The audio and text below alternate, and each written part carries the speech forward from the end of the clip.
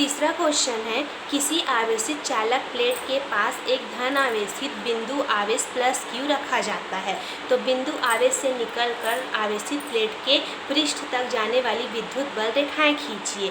तो हमको पता है कि जो विद्युत बल रेखा है वो धन आवेश से प्रारंभ होकर किधर जाती है, ऋण आवेश की ओर। तो इसका जो पहला क्वेश्चन है उसका डायग्राम हमारा विद्युत बल रेखा का इस प्रकार बनेगा।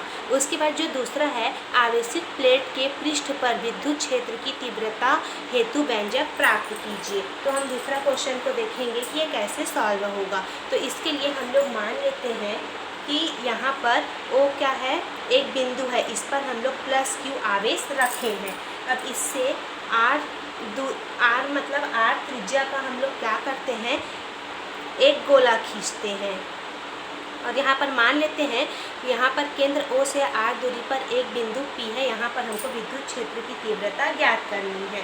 अब सममिति से इस गोले के पृष्ठ पर स्थित प्रत्येक बिंदु पर विद्युत क्षेत्र का परिमाण समान तथा इसकी दिशा भी क्या होगी, त्रिज्यीय होगी। अब गोली पृष्ठ पर हम लोग एक अल्पांश ds की क्या करते हैं, कल्पना करते हैं।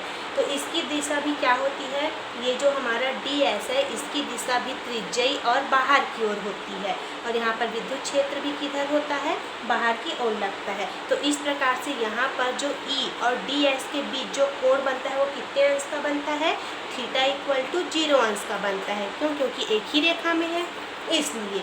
तो सबसे पहले हम ज्ञात करेंगे इस गॉसी पृष्ठ से गुजरने वाला संपूर्ण वैद्युत फ्लक्स।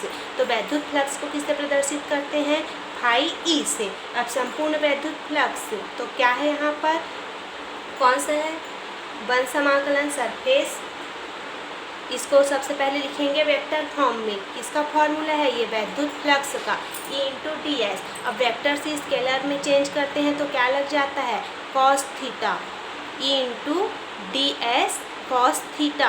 और यहाँ पर कितने अंश का कोण बन रहा है, 0 अंश का, इसलिए फाई इक्वल टू यहाँ पर क्या आ जाएगा, बल समाकलन E इंटू डी एस। क्यों, क्योंकि थीटा के जगह 0 रखेंगे, कॉस 0 अंश का मान 1 होता है। अब यहाँ पर से E क्या हो जाएगा, बाहर निकल जाएगा, फिर बल समाकलन ds। और यहाँ पर जो हमारा बल समाकलन ds है ये क्या है, गोली गॉसी पृष्ठ का क्षेत्रफल है। और गॉसी पृष्ठ का क्षेत्रफल किसके बराबर होता है, गोले का क्षेत्रफल 4 पाई r स्क्वायर। तो इसके जगह मान रख देंगे तो क्या आ जाएगा हमारा, phi E equal to E into 4 pi r square, इतना आएगा। इसको मान लेंगे इक्वेशन नंबर 1। और हम लोग यहाँ पर किसका प्रयोग कर रहे हैं, गॉस के नियम का। तो गॉस प्रमेय के अनुसार क्या होता है, phi E equal to Q upon epsilon 0। समीकरण 1 और 2 की तुलना करेंगे तो एक पक्ष बराबर है तो दूसरे पक्ष को बराबर करेंगे तो क्या हो जाएगा, ये हमारा E into 4 pi r square equal to Q upon epsilon 0।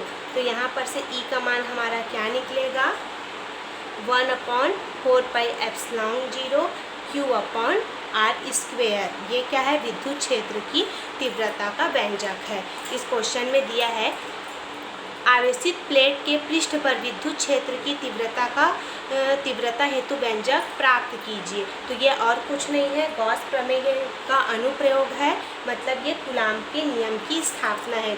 हम लोग गॉस प्रमेय के 3-4 अनुप्रयोग पढ़े हैं, उसमें से जो कूलाम नियम की स्थापना हुई है वो उसी को इसमें लिखना है। और जो पहला क्वेश्चन है, बिंदु आवेश से निकलकर आवेशित प्लेट के पृष्ठ तक जाने वाली विद्युत बल रेखा खींचिए। तो इस प्रकार से आप लोग उसकी विद्युत बल रेखा खींचोगे।